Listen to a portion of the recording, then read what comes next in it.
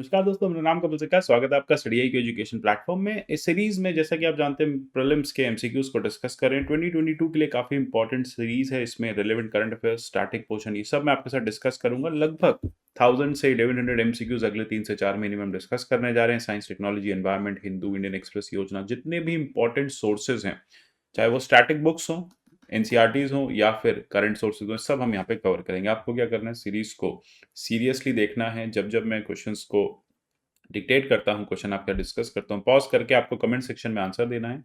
Then उसके बाद इसका पीडीएफ आपको डाउनलोड करना है, जिससे कि आप रिवीजन कर सकें। पीडीएफ आपको @कपिल लाइव से मिल जाएगा। मुझे आप @कपिल से का ट्विटर हैंडल पे फॉलो कर सकते हैं। शुरू करते हैं क्वेश्चन नंबर 51। अभी तक हम 50 क्वेश्चंस को बहुत डिटेल में डिस्कस कर चुके हैं। You must have seen that हमने लक्ष्मीकांत से क्वेश्चंस लिए, हमने एनसीईआरटीज को थॉरोली कवर किया। क्लास 11th की एनसीईआरटी, लक्ष्मीकांत जैसे इंपॉर्टेंट टॉपिक्स हम यहाँ पे कवर कर रहे हैं। जानते हैं क्वेश्चन 51 के बारे में। With regard to relationship between fundamental rights and DPSP, consider the following statements. FR और डीपीएसपी को लेके आपको फॉलोइंग स्टेटमेंट्स को कंसिडर करना है और फिर करेक्ट आंसर लगाना है। Fundamental rights restrain the government from doing certain things which DPSP exhort the government to do certain things. यानी फंडामेंटल राइट एक तरह से डिसेबल करती है सरकार को कहती है नहीं करना, डीपीएसपी कहते हैं करना है। स्टेट शैल डू और fundamental right state shall not do. Fundamental rights mainly protect the rights of individuals, while directive principle ensure well-being of entire society. Screen को पॉज कीजिए। बहुत सिंपल है, बहुत ही बेसिक क्वेश्चन है। लैंग्वेज जरूर आपको लंबी लग रही होगी, लेकिन बहुत बेसिक है। यहाँ पे आप देखेंगे दोनों ही चीजें क्लियर हैं, दोनों ही यहाँ पे करेक्ट हैं। कैसे करेक्ट है देखो। फंडामेंटल राइट क्या कहता है? कहता है state shall not do, state shall not take away individual liberty and rights. यानी स्टेट्स को क्या नहीं करना, ये फंडामेंटल राइट्स के चैप्टर में दिया हुआ है। स्टेट्स को क्या करना है, कैसे एनेबलर बनना है, कैसे वेलफेयर करना है लोगों का, ये डीपीएसपी के चैप्टर में दिया हुआ है। तो दोनों ही चीजें यहाँ पे करेक्ट हैं और दोनों एक दूसरे के कॉम्प्लीमेंट्री हैं। ये अलग अलग केसेस में कहा जा चुका है। कई बार पूछा जाता है कि फंडामेंटल राइट सुप्रीम है या डीपीएसपी सुप्रीम है, तो टेक्निकली कोर्ट ने भी कह दिया सुप्रीम कोई नहीं है। ऑब्वियसली फंडामेंटल राइट पहले आते हैं, फिर डीपीएसपी आता है, लेकिन सरकार दोनों के बीच में एक हार्मनी ड्रॉ करने की कोशिश करेगी। क्लियर है? चलते हैं क्वेश्चन 52 की तरफ। Who has described directive principle in the fundamental rights at conscience of the constitution. संविधान के कॉन्शियंस इसमें से किसको कहा जाता है? किसने कहा है? डीपीएसपी को, सॉरी, डीपीएसपी को कॉन्शियंस ऑफ कॉन्स्टिट्यूशन किसने कहा है? Doctor B R Ambedkar, Ivor Jennings, Granville Austin, Jawaharlal Nehru. Ambedkar साहब का नाम सुना ही होगा, आइवर जेनिंग्स का नाम आपने एनसीईआरटी में दिया हुआ है, लक्ष्मीकांत में दिया हुआ है। ग्रैनविले ऑस्टिन एक फेमस ब्रिटिश कॉन्स्टिट्यूशनल एक्सपर्ट थे और जवाहरलाल नेहरू, जैसा कि आप जानते हैं, देश के पहले प्रधानमंत्री थे। अब यहाँ पे आपको पता होना चाहिए कि कॉन्शियंस ऑफ कॉन्स्टिट्यूशन डीपीएसपी को किसने कहा। यानी डीपीएसपी जो है वो संविधान के काफी इंपॉर्टेंट फंडामेंटल्स को अपने साथ लेके चलती है, और वो है welfarist government, welfarist policy and benefit of all. ठीक है, ये सारी चीजें डीपीएसपी लेके चलता है। तो ये ग्रैनविले ऑस्टिन ने कहा है, बहुत सिंपल है। ग्रैनविले ऑस्टिन ने कहा है कि ये डीपीएसपी का जो चैप्टर है ये कॉन्शियंस ऑफ कॉन्स्टिट्यूशन है। बी आर अम्बेडकर ने इन्हीं को कहा है नोबल फीचर्स हैं इंडियन कॉन्स्टिट्यूशन के। साथ ही साथ आप देखेंगे नेक्स्ट जो है फंडामेंटल राइट्स के लिए कहा गया है, ये सोल ऑफ द कॉन्स्टिट्यूशन है, सारी फिलॉसफी रहती है। ग्रैनविले ऑस्टिन ने कहा है कि डीपीएसपी और फंडामेंटल राइट्स दोनों ही कॉन्शियंस हैं कॉन्स्टिट्यूशन के। तो याद रखिएगा डीपीएसपी और फंडामेंटल राइट्स दोनों को ही यहाँ पे कॉन्शियंस कहा गया है। चलते हैं क्वेश्चन 53 की तरफ। Which of the following statement is about right to property is incorrect.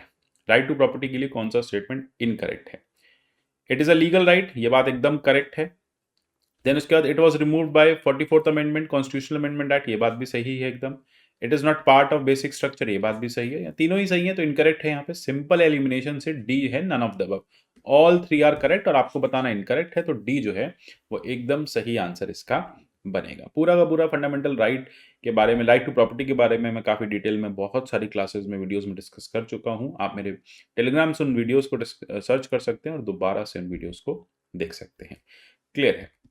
चलते हैं क्वेश्चन 54 की तरफ। DPSP aims at realising high ideals of justice, liberty, equality, fraternity. इसमें से किसके हाई आइडियल्स को डीपीएसपी जो है वो फुलफिल करता है? हमें भी पता है जस्टिस, लिबर्टी, इक्वालिटी, फ्रेटर्निटी चारों ही यहाँ पे करेक्ट है। डीपीएसपी का काम ही यही है कि वो जितने भी एक मॉडर्न डेमोक्रेटिक स्टेट के जो प्रोविजंस होते हैं उसको स्टैब्लिश करता है, जस्टिस को स्टैब्लिश करने की कोशिश करता है, लिबर्टी, इक्वालिटी, फ्रेटर्निटी को स्टैब्लिश करने की कोशिश करता है। सबसे बड़ी बात है इकोनॉमिक और सोशल डेमोक्रेसी को स्टैब्लिश करता है, एक वेलफेयर स्टेट की बात करता है, एक ऐसे स्टेट की बात करता है जो मियर पुलिस स्टेट बन के ना रह जाए, लोगों के वेलफेयर के बारे में सोचे, लोगों के बेनिफिट की वो बात करे। अब चलते हैं क्वेश्चन 55 की तरफ। Which of the following is are socialist directive principles? कौन से इसमें से सोशलिस्ट डायरेक्टिव प्रिंसिपल्स है? अगर हम डीपीएसपी की बात करें तो कॉन्स्टिट्यूशन ऐसे कुछ बाइफर्केशन नहीं देता कि लिबरल प्रिंसिपल्स हैं, गांधीयन प्रिंसिपल्स हैं, सोशलिस्ट प्रिंसिपल्स हैं, बट ओवर द टाइम ये चीज़ें लक्ष्मीकांत ने मेंशन है, इसलिए हम इस तरह से डिस्कस कर लेते हैं। देखते हैं कौन कौन से सोशलिस्ट हैं। सोशलिस्ट मतलब जो सोशलिज्म या वेलफेयर स्टेट की बात करते हैं। Equal justice and provide free legal aid to poor, इसको इंदिरा गांधी गवर्नमेंट ने ऐड किया था। Then make provision for just and humane conditions of work and maternity relief, ये दोनों सोशलिस्ट हैं।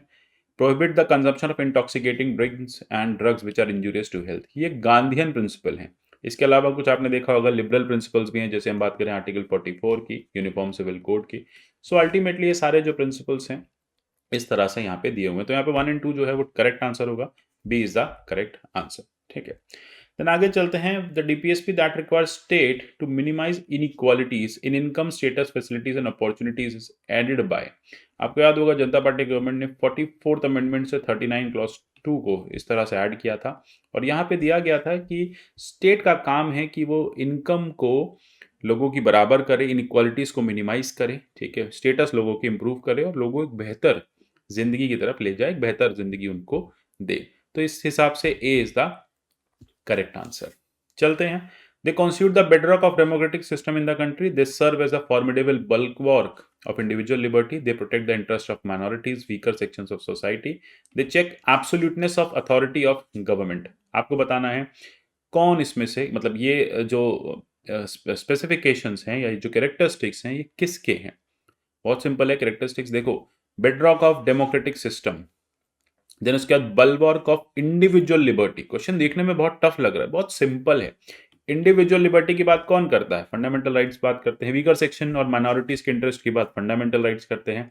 सरकार की अथॉरिटी को चेक करने के लिए, एब्सोल्यूट ना बन जाए सरकार, डिक्टेटोरियल ना हो जाए, फंडामेंटल राइट्स यहाँ पे इन सब चीजों का ध्यान रखते हैं। तो फंडामेंटल राइट्स के देखो सिग्निफिकेंट्स हैं कुछ, बेडरॉक है डेमोक्रेटिक सिस्टम के, नेसेसरी कंडीशंस की बात करते हैं जो जरूरी है, फिर बल्वॉर्क है इंडिविजुअल लिबर्टी के, फिर एस्टैब्लिश करते हैं रूल ऑफ लॉ, माइनॉरिटीज के इंटरेस्ट को, वीकर सेक्शंस को प्रोटेक्ट करते हैं, secular fabric of Indian state को प्रोटेक्ट करते हैं, सरकार के एब्सोल्यूट नेचर को चेक करते हैं, सोशल इक्वालिटी सोशल जस्टिस की बात करते हैं, इंडिविजुअल्स की डिग्निटी की बात करते हैं और लोगों के पॉलिटिकल पार्टिसिपेशन एडमिनिस्ट्रेटिव प्रोसेस को सिंप्लीफाई करने की कोशिश करते हैं। तो बहुत सिंपल है।